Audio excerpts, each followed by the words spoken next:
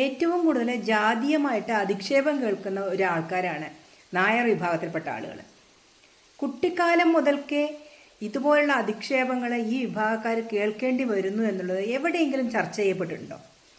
ഇപ്പോൾ ഒരു കുട്ടിയുടെ പേര് രമേഷ് നായർന്നോ അനിത നായർന്നോ ഒക്കെ ആണെങ്കിൽ കൂടെയുള്ള സഹപാഠികളെ ഇവരെ വിളിക്കുന്നത് അനിത നായേ, രമേഷ് നായേ എന്നൊക്കെയാണ്. എറന്ന് വിളിക്കില്ല. പല കുട്ടികളും അങ്ങനെ വിളിക്കുന്നത്. മുതിർന്നു കഴിഞ്ഞാൽ ഒരു കളിയാക്കൽ പോലെ കൂട്ടുകാർ തന്നെ ഇങ്ങനെയാണ് വിളിക്കുന്നത്. ഇതിന് എവിടെയും പരാതി കൊടുത്തിട്ട് കാര്യമില്ല. നമ്മളൊരു പരാതിയും കൊണ്ട് ചെന്ന് കഴിഞ്ഞാൽ നായർന്ന് വിളിച്ച് കളിയാക്കി, അല്ലെങ്കിൽ നായാന്ന് പറഞ്ഞ് കളിയാക്കി, അല്ലെങ്കിൽ ജാതി അധിക്ഷേപം നടത്തിയെന്ന് പറഞ്ഞ് കേസ് കൊടുത്താൽ എടുക്കില്ല, നിലനിൽക്കില്ല.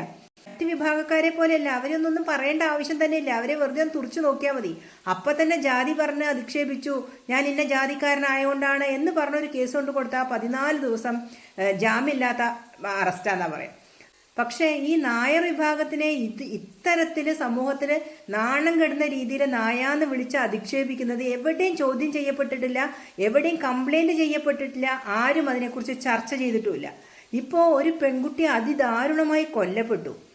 ആ വേളയിലും ഒരുത്തൻ പറഞ്ഞത് എല്ലാവരും കേട്ടതാണ്. അതും ഒരു സർക്കാർ ഉദ്യോഗസ്ഥൻ, ഉന്നത ഉദ്യോഗസ്ഥൻ, തഹസിൽദാരോ മറ്റോ ആണ്. അയാൾ പറഞ്ഞത് കേട്ടില്ലേ?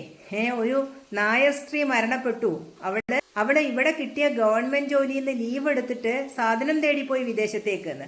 ഇവനോട് പറഞ്ഞിട്ടാണോ സാധനം തേടിപ്പോയത്? ഇത്തരത്തിലുള്ള ആളുകൾ ഒരുപാട് സമൂഹത്തിലുണ്ട്.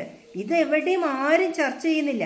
ഇനിയെങ്കിലും ഇത്തരത്തിലുള്ള കാര്യങ്ങളെ കുറിച്ച് ചർച്ച ചെയ്യണം. കാരണം ഒരു വിഭാഗത്തിനെ മാത്രം അധിക്ഷേപിക്കുമ്പോൾ, ഒരു കൂട്ടരെ മാത്രം എന്തെങ്കിലും പറയുമ്പോൾ ചാടി പുറപ്പെടേണ്ടതല്ല ഈ ജാതി സ്നേഹം എന്നുള്ളത്. ജാതി എന്ന് പറഞ്ഞാൽ എല്ലാവരെയും അധിക്ഷേപിക്കുമ്പോഴും കേസെടുക്കാനുള്ള വകുപ്പ് ഉണ്ടാവണം.